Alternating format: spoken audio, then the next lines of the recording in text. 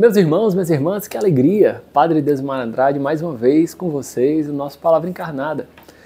E hoje, 24º domingo do tempo comum, a igreja, com muita alegria, vai nos falar sobre o verdadeiro mistério do Cristo. Quem é o Messias? Por isso, abramos o nosso coração, abramos a nossa inteligência, disponhamos a nossa vontade para escutar a Palavra de Deus, especialmente aquilo que o Senhor inspira na comunhão que é gerado através desse Palavra Encarnada.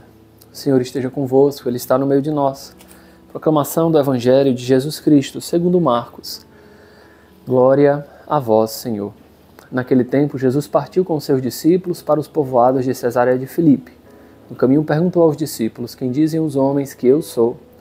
Eles responderam: alguns dizem que tu és João Batista, outros que tu és Elias, outros ainda que és um dos profetas. Então ele perguntou: e vós, quem dizeis que eu sou? Pedro respondeu: tu és o Messias. Jesus proibiu-lhe severamente de falar a alguém a seu respeito. Em seguida, começou a ensiná-los dizendo que o Filho do Homem devia sofrer muito, ser rejeitado pelos anciãos, pelos sumos sacerdotes e doutores da lei, devia ser morto e ressuscitar depois de 3 dias. Ele dizia isso abertamente. Então Pedro tomou Jesus à parte e começou a repreendê-lo. Jesus voltou-se, olhou para os discípulos e repreendeu a Pedro, dizendo: vai para longe de mim, Satanás. Tu não pensas como Deus e sim como homens. Então chamou a multidão com seus discípulos e disse: se alguém me quer seguir, renuncie a si mesmo.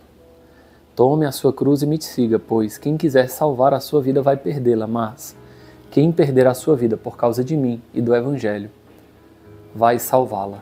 Palavra da salvação. Glória a vós, Senhor. Meus irmãos, que passagem interessante, certamente conhecida por muitos de nós, onde Jesus faz uma enquete. Quem dizem as pessoas ser o Filho do Homem? O que está rolando? O que estão falando sobre mim?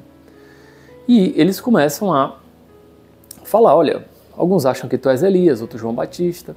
E vocês, o que vocês acham de mim? Pedro toma a frente impetuosamente, né? Pedro, aquele caráter bem ativo, né? O Diegão, 2 ou mais, ele ama Pedro por causa disso, né? Por causa dessa tomada, né? Assim, a gente diria hoje sanguíneo, né? Não sei se Pedro de fato era sanguíneo ou colérico, mas ele toma esse impulso, sabe? Tu és o Messias. Mas Jesus, interessante, diz: olha, não digam para ninguém isso. Não falem para ninguém. Esse é um segredo messiânico, é um tema que alguns teólogos já notaram isso, algumas pessoas que estudam a Bíblia. Diversas vezes Jesus pede para as pessoas guardarem segredo. E por quê? Essa passagem de hoje nos mostra claramente o porquê. Porque corre-se o risco, meus irmãos, naquela época, de que o Messias já estava, a palavra Messias, o conceito de Messias, já estava permeado de muitas outras ideologias que talvez não apontassem para a verdadeira missão de Jesus, que Ele mesmo deveria revelar, Ele mesmo deveria mostrar o seu messianismo, o messianismo que foi verdadeiramente desejado por Deus. Por exemplo, se tinha a ideia do Messias como um libertador político, porque o povo sofreu durante tantos exílios, na Babilônia, no exílio da Pérsia, ou da Síria, né?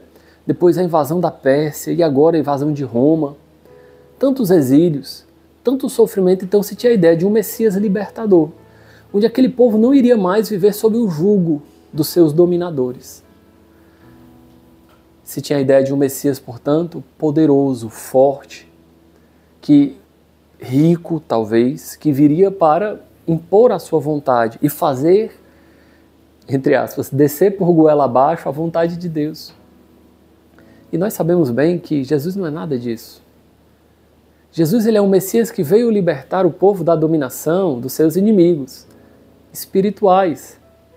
Jesus é o Messias que veio mostrar ao homem a verdadeira libertação do pecado. Então, as ideias que circundavam na cabeça das pessoas era de um Messias mundano. E Jesus queria mostrar uma outra libertação. Jesus queria mostrar um outro reino, não mais um reino aqui na terra, um reino temporal. Tanto que, tá bom, Jesus é como se ele dissesse assim, tá bom, vocês entendem que eu sou o Messias? Pois é, a minha missão como Messias, então é sofrer, padecer, ser injuriado, ser maltratado. É por isso que a primeira leitura de hoje fala do servo sofredor. Deixa eu pegar rapidamente aqui com vocês e ler brevemente. O Senhor abriu meus ouvidos e não lhe resisti nem voltei atrás. Ofereci as costas para me baterem e as faces para me arrancarem a barba. Não desviei o rosto de bofetões e cusparadas. Mas o Senhor Deus é meu auxílio, por isso eu não me deixei abater o ânimo. Conservei o rosto impassível como pedra. Interessante, Lucas, um dos evangelistas, ele diz, então, quando Jesus vai para Jerusalém sabendo que vai ser morto, Lucas diz, então Jesus endureceu a face e foi para Jerusalém. Mostra essa firme decisão, mas também faz referência a essa passagem. Conservei o rosto impassível como pedra, endureceu a face, porque sei que não sairei humilhado. A meu lado está quem me justifica. Alguém me fará objeções? Vejamos, quem é meu adversário? Aproxime-se. Sim, o Senhor Deus é o meu auxiliador. Quem me vai condenar? Então, parece claramente Jesus, o profeta Isaías, fala isso há mais de 800 anos antes de Cristo, mas parece claramente Jesus diante do tribunal, com a certeza de que mesmo sendo julgado injustamente, aquilo dali ele não sairá humilhado. A resposta da ressurreição. É claro, meus irmãos, que os apóstolos eles não tinham como saber perfeitamente disso, porque a ressurreição era um dado extraordinário. Era uma revelação que o próprio Cristo iria fazer. Mas o que é muito interessante é essa postura de Pedro, meus irmãos, de querer dizer para Jesus qual é a missão de Jesus. Querer modelar o seu cristianismo. E ainda hoje, esse é um grande perigo para nós católicos, para nós cristãos, de formar ídolos. Calma aí, vou explicar. Ídolo, no Antigo Testamento, era um Deus feito pelas mãos humanas. Portanto, quando eu quero modelar a minha forma de ser cristão, eu estou fazendo um ídolo. Vejam, eu não estou seguindo a Jesus, ao que ele diz, mas eu quero fazer o meu jeito de ser cristão, o meu jeito de seguir a Jesus. É um ídolo. Ainda que eu use o nome de Jesus, são as minhas ideias, são as minhas concepções.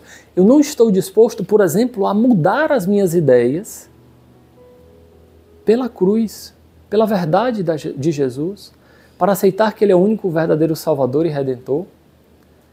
Portanto, eu uso o nome de cristão, mas eu sou um idólatra.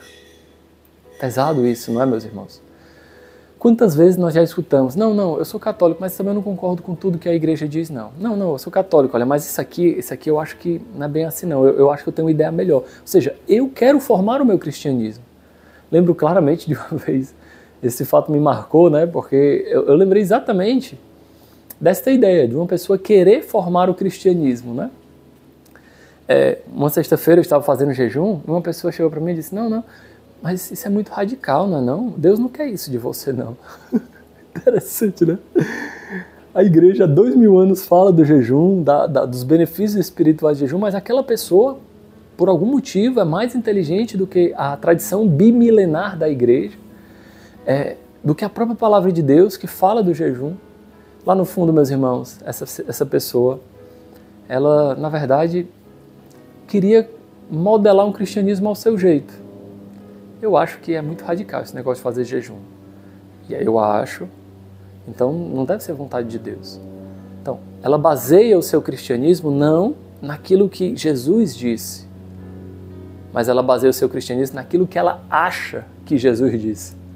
É por isso que conhecer a palavra de Deus, setembro, o mês da palavra de Deus, é tão importante, para não corrermos o risco de estarmos seguindo uma ideia e não uma pessoa, Jesus Cristo.